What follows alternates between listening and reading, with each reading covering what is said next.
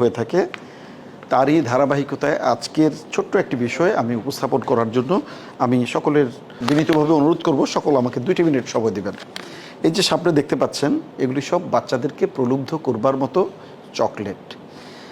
এই যে দেখেন সুন্দর মোরগ, এই মোরকে দেখলেই মনে হবে যে বিদেশি চকলেট আমার হাতে।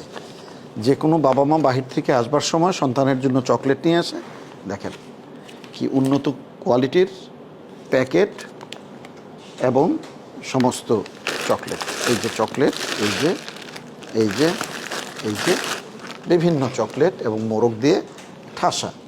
ময়েস ফুড প্রাইভেট লিমিটেড ভিজিলেন্স কার্যক্রম পরিচালিত করে এই সমস্ত মানহীন পণ্যগুলোকে সব জব্দ করা হয় এবং তাদের প্রায় 50 লক্ষ টাকার মালামাল জব্দ করা হয়, কারখানা সিলগালা করা হয়, 2 লক্ষ টাকা জরিমানা করা হয় এবং আমরা সিলগালা করে দিয়ে আসি। এই যে ছোট্ট একটি জায়গার মধ্যে এটি অবস্থান করছে।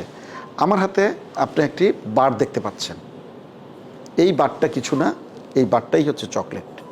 কোকো পাউডার সাথে টোস্ট বিস্কুটের গুঁড়ো মিশিয়ে একটু চিনি দিয়ে অন্য কোনো উপায়ে একটি তৈরি করা হয়েছে। আমি এটা ভাঙার চেষ্টা করেছিলাম, এত শক্ত আমার কাছে মনে হয়েছে যে ছোটোখাটো লোহাও বোধহয় তাড়াতাড়ি ভেঙে যাবে। এটা ভাঙতে যে পরিমাণ পরিশ্রম করতে হয়েছে আমার, এবং এটা দাঁতে লাগিয়ে কামড়ালেও এটা আপনার কি বলবো যে ভাঙে না। অথচ বিদেশি যে সমস্ত চকলেটগুলো আমরা এনে থাকি বা দেখে থাকি, এগুলি কিন্তু অত্যন্ত মোলায়েম এবং সফট, এগুলি বাচ্চারা খেতে স্বাচ্ছন্দ্য বোধ করে। এই কথাগুলো বলার পিছনে একটি কারণ, আপনার এগুলি আসলে ফেক প্রোডাক্ট। সুন্দর মোরকে মোরকজাত করেছে, ফেক প্রোডাক্ট। জায়গার সংকুলন নেই, ছোট্ট একটি কারখানাতে এটা উৎপাদন হচ্ছে, উৎপাদিত পণ্যটাকে পরবর্তীতে এইভাবে প্যাকেট করা হচ্ছে। ডান হাত, এটা হচ্ছে অরিজিনাল প্রোডাক্ট, এটাকে সুন্দর একটি অবয়ব রূপ দেওয়া হয়েছে এবং এরপরে দেখেন মনোলোভা প্যাকেটের মধ্যে এটিকে প্যাকেটজাত করা হয়েছে এবং সুন্দর একটি নাম দেওয়া হয়েছে।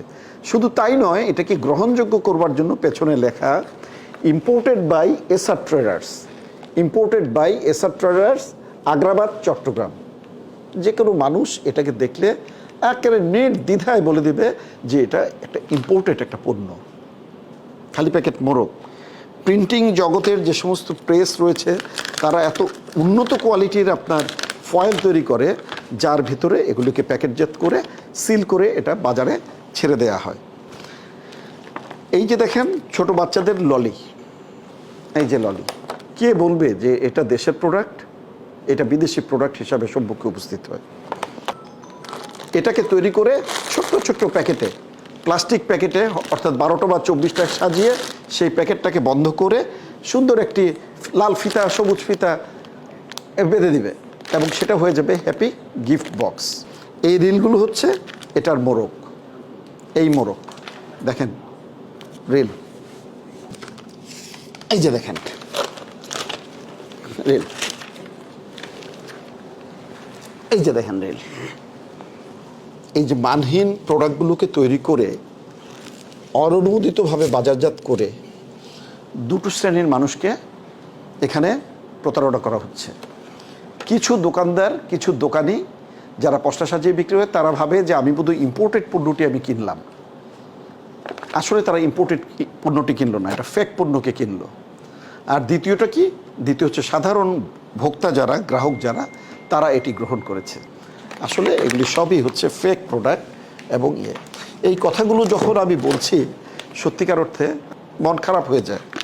কারণ এগুলি কারা করছে? এগুলো কিন্তু আমাদের দেশের লোকজন করছে।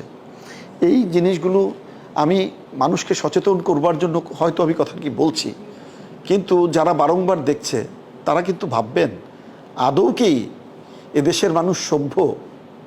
তারা এই ছোট ছোট কোমলমতি বাচ্চাদের জীবন নিয়ে ছিনিমিনি খেলছে। যখনই এটা কোনো নিয়ন্ত্রক সংস্থার আওতাধীন আসবে, যখনই কোনো রেগুলেটরের আওতায় আসবে, তখন কিন্তু তাদের নির্ধারিত প্রোটোকল মানতে হবে। আনলেই কিন্তু আমরা এটা আমাদের কেমিক্যাল টেস্টগুলো আমরা করব। আমরা দেখতে পাবো এখানে অসামঞ্জস্যপূর্ণ কত জিনিস রয়েছে, অস্বাস্থ্যকর কত উপাদান রয়েছে। আমি আবারও সচেতন করতে চাই ব্যবসায়ী ভাইদের, এ ধরনের ব্যবসা থেকে আপনারা বিরত থাকুন। আমাদের দেশের জনগণকে প্রতারণা করবেন না, তাদেরকে সুস্থভাবে বেড়ে উঠতে দিন, তাদেরকে সুস্থভাবে জীবনযাপন করতে দিন। ধন্যবাদ।